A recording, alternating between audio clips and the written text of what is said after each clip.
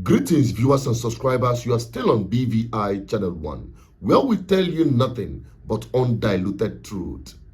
Nigerians, have you noticed that P2B is currently receiving presidential recognition among international communities and diplomatic missions, especially in Nigeria? Apart from seeing so many diplomatic missions, their envoys consulting P2B on critical issues regarding Nigeria.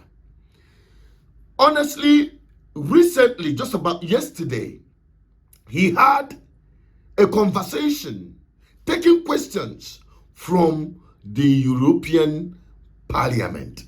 Listen to this. Honored that you are giving a speech to us. Thank you.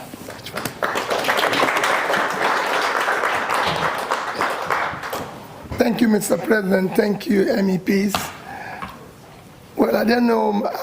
First, let me most sincerely show my gratitude and thank you for opportunity of being part of your section. It was a very good listen how discussions go on. The first question people wonder is, why am I here? I'm just here to be able to start a conversation because I found out that the European Union, or most countries of Europe and the Western world, actually have little knowledge about Nigeria and Africa in general. And because of it, in their decision, in their thinking, they rarely bring Africa into perspective. I said to them, it is time to rethink. Africa today is the last frontier of global development. It's the second biggest continent in terms of size in the world, the second biggest continent in terms of population. It's the continent that has the highest amount of natural resources. It's a continent that has vast uncultivated land, a continent with young population. 60% of African population today is young. But then it's a continent of mass poverty. Today, Europe, if I take Nigeria for example, Nigeria in terms of population is 50% of European Union population. You are about 450 million.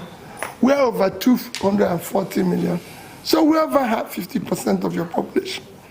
In terms of the land size, Nigeria, Europe is about 4-point-something million square kilometers. Nigeria is about a quarter of that. Just Nigeria. But when you come to in terms of wealth, while Europe have a per capita of over $40,000, Nigeria, which is over 50% of your population, our per capita is below about 2.5% of that of Europe. So you could see the potential, with all the resources, the potential for growth. The nearest continent to Africa, to Nigeria, is Europe. So if Africa today turns around, the biggest beneficiary will be Europe. If it collapses, the consequence will affect you more. And I believe that we have so many commonalities that we can work together and everything. And what is the problem of Africa?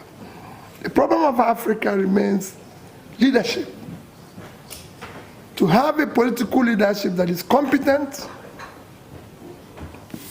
that have the capacity, compassion, commitment, and character to be able to deal with the issues of corruption, law and order, focus on investing in critical areas of development, which is health, education, and pulling people out of poverty.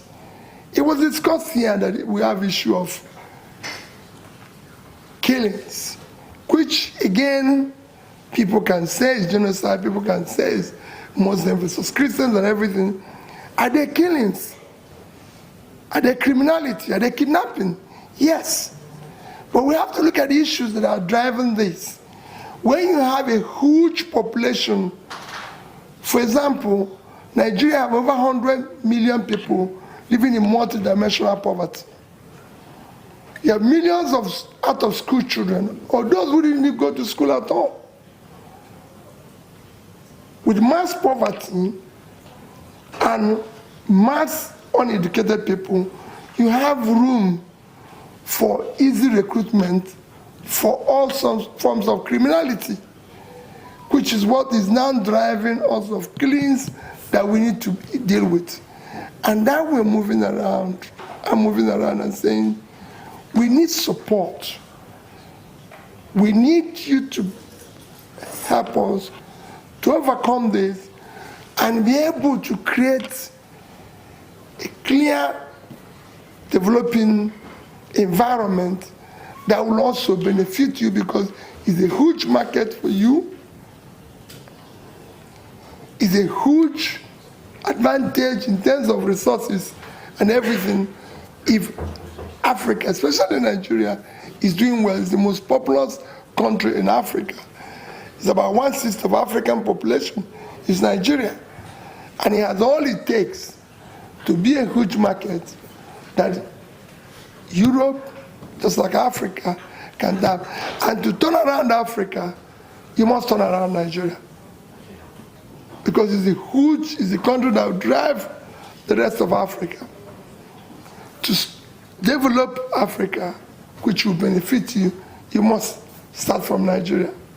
So that's where I came to continue to start the conversation with you. Is not something, of course, I can take on tonight. It's something that I know that it requires several visits to be able to intimate you more on this commitment, on this trajectory that I want you to go down with us and be able to help us to turn around Africa, Nigeria in particular. So thank you for the opportunity of having a few minutes conversation with you. Maybe there'll be questions.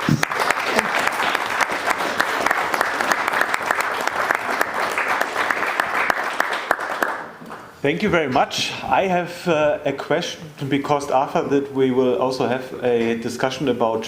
What more are you expecting from a man that is most presidential for Nigeria? Not just for Nigeria, but Africa. He has the one stroke to solving not just Nigeria's problem, but entirely Africa. You can argue with your ancestors, but the fact still remains that most African nations or countries look up to Nigeria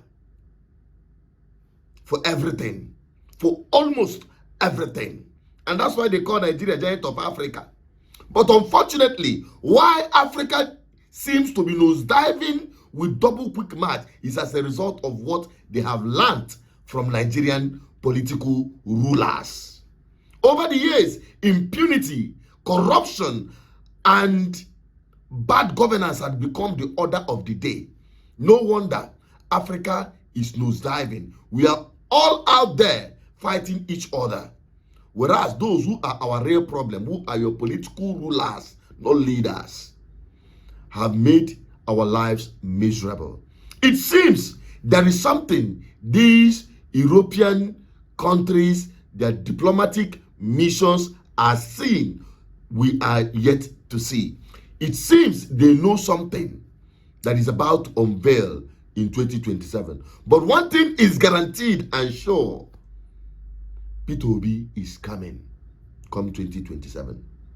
All I need you to do before you start your argument that it is impossible to evict that crime against humanity, that cause and impunity of a government led by Tinubu from Aso Rock, before you start that argument, pick up your PVC first and leave the rest for us. And who are the us? We the people. Because not just picking up your PVC, we are also picking up necessary materials that will enable us defend our vote and make it count. Maka, if you don't allow the vote to count, we will count you join. It's obvious Tinubu is getting the fever. He is catching the message and the mood of Nigerians. Well, I leave you to do your bit. Don't listen to anyone who tells you your vote will not count.